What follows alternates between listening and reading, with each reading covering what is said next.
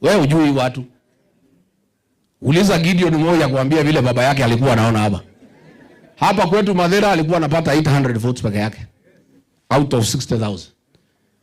Hapa Mlimani hakuna pahali William Ruto, there is no constituency atafikisha kula 1,000 in this mountain. Githunguri atafikisha ngapi? Iko kitu atafikisha Githunguri? Si labda ya Wamuchomba na bwana yake?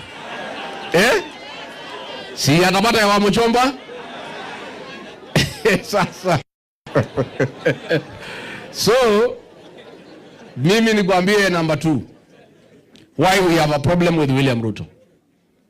Ametangaza vita na watu ya mlima ya kiuchumi.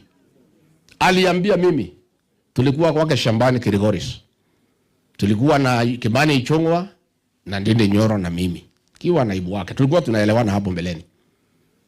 Akatuweka kwa gari akatuzungusha kwa shamba yake hapo Kirigoris, akitudanganya. Sasa wewe Rigiji unajua utazeeka, wacha nikutafutie shamba hapa ukuje ukue jirani, ndio tukistaafu tukue tunatembeleana.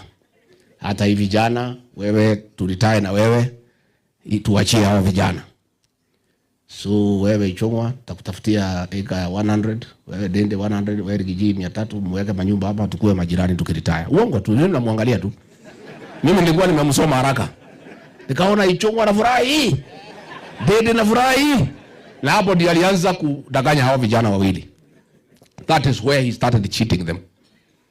That ya kwamba ataniambia mimi tulitae na yeye ati hivi vijana wachukue. He started appetizing them, kuwaleta karibu ya kwamba wanaweza kuwa somebody in Kenya. Mimi namwangalia tu. Tumezunguka kwa shamba, nimeambiwa wewe Rigiji nitakutafutia 300 pale Hekas, wewe Nyoro. Okay. Tumeenda pale kwake, ameweka moto na mahindi tunachoma hapo. Sasa tukiwa hapa kwa moto, akasema hapo ndio mimi nilishangaa. That is where now I knew we are in trouble as a community. Akasema wewe Rigiji, wewe Joro, wewe Nchogo, listen here. If you ever became president, you don't allow a community to have numbers and also have wealth at the same time, because watakuangaisha.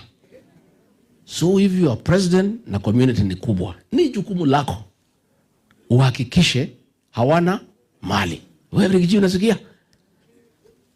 Mimi unajua I'm shocked. Nikashidwa amesahau sisi ni Wakikuyu ama ananiambia makusudi. I am still debating. Mimi sikulala. Tukapewa kila mtu nyumba. I did not sleep the whole night. Nilikuwa nauliza asubuhi itafika saa ngapi niende. Hao vijana yangu wote wawili wanapiga makofi. Ndio kabisa rais. Either they did not understand what he was telling me, and that is what now has happened. He will not allow the mountain people to have wealth. He'll destroy them. Because there are many and there is nothing he can do. They will make sure hawana nguvu ya mali. Na akaanza immediately. Watu wetu walikuwa KRA akafukuza. Wale walikuwa Mombasa Port akafukuza. Polisi angesaidia mtu anywhere, Mausies, Mauspidi akafukuza. Kwa jeshi mtu iko pahali ya maana akafukuza. Hao ministers yangu wote akawekea PS wa Kalenjin. Hawana nguvu, they are all flower girls. Hakuna kitu wanaweza saidia mtu yeyote. Akarudi akasema ile pending bills, mtu ya mlima asilipwe anything up to from 50 million going onwards. Lazima apeane ruhusa. Sasa watu wetu wakaanza kukataa kulipwa. Wakiniuliza, nikiuliza, nikaambiwa mkubwa alisema we get clearance from him. Watu wetu mali yao ikaanza kuuzwa. Watu wetu wakafilisika. Wengine wakaanza kunywa dawa ya depression. Wengine wakacommit suicide. Wengine mabibi wakatoroka. Najua hii mabibi wetu saa nyingine shida ikiwa mingi wanaenda. Na mimi nashukuru Mungu yangu haezi enda na hiyo na shida.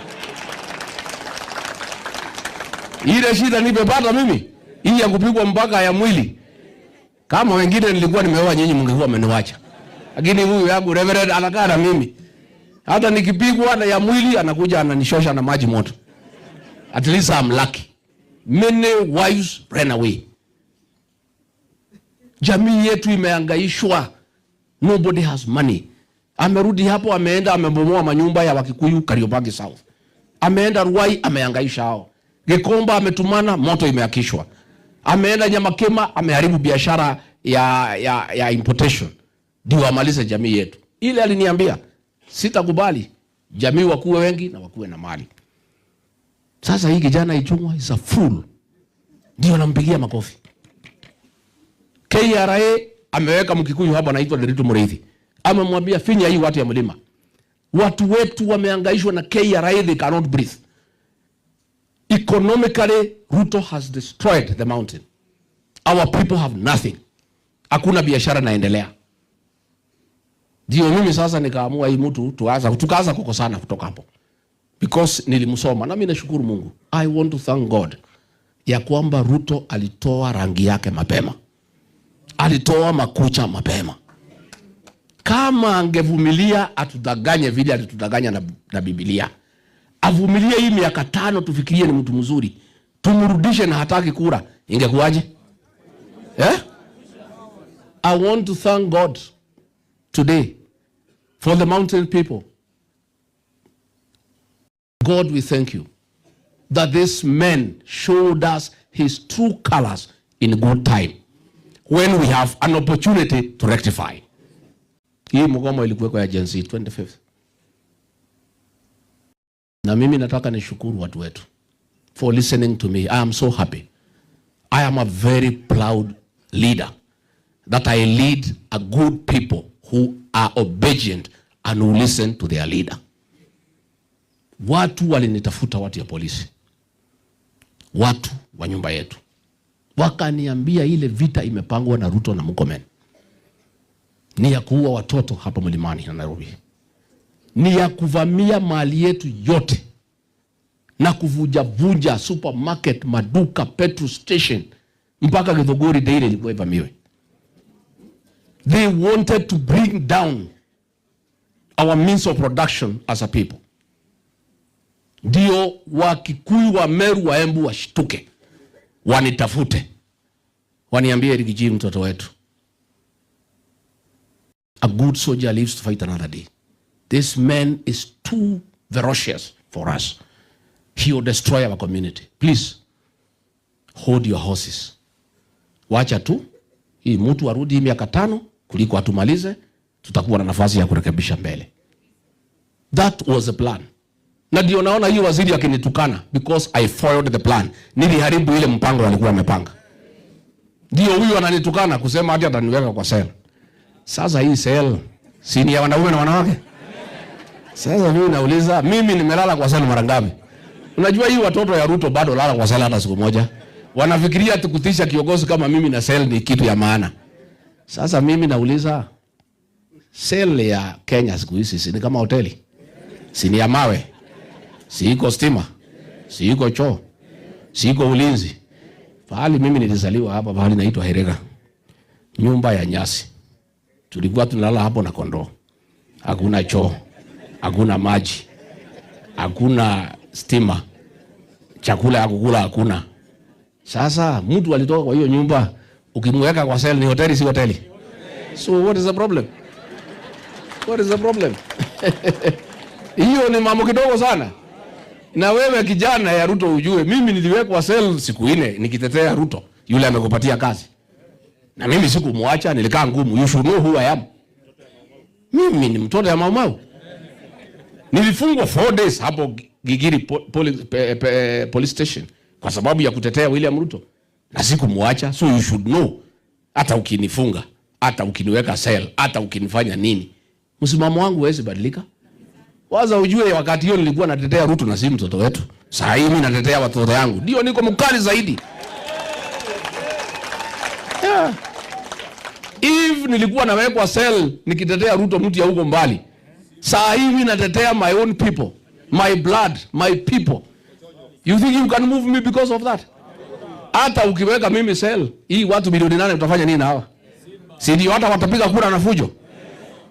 Mimi hata ukinifungia sindi kura moja peke yake.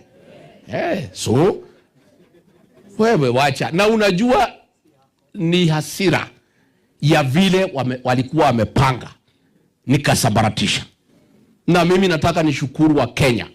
When Rigathi Gachagua called on the people of Kenya not to go to the road and stay at home, they obeyed me. I want to say thank you, thank you, thank you, thank you.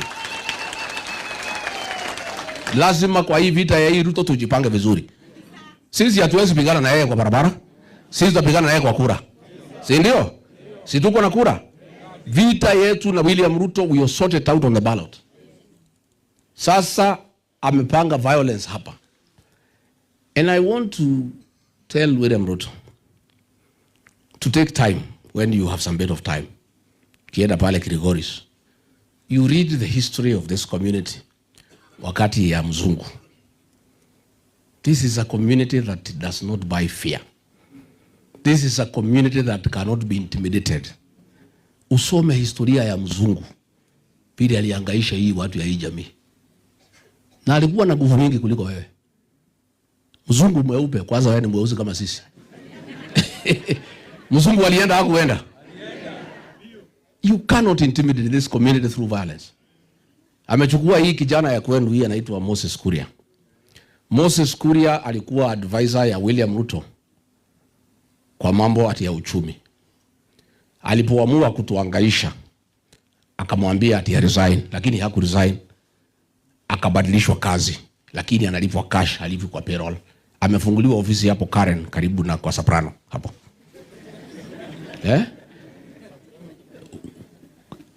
Moses Kuria, his new job, he is the presidential advisor on how to persecute the mountain people.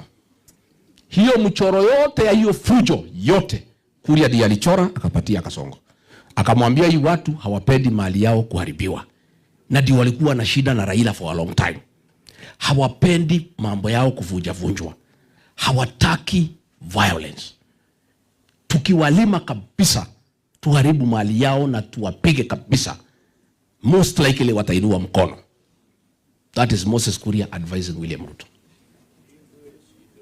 Stop ruining your